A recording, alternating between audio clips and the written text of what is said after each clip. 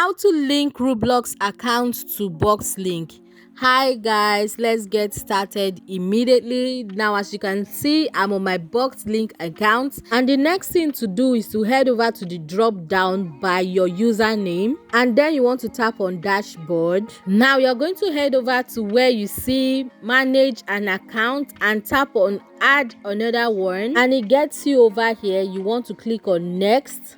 Now I'm going to go ahead and tap on continue because I have just one Roblox account. Now Boxlink is asking for access, so all you need to do is to scroll down and click confirm and give access. Going to head over to continue and tap on it. And guys, here you have it. Your Roblox account has been linked to your Boxlink.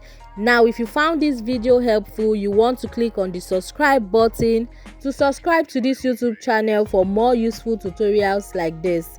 Now I'll see you in my next video. Bye.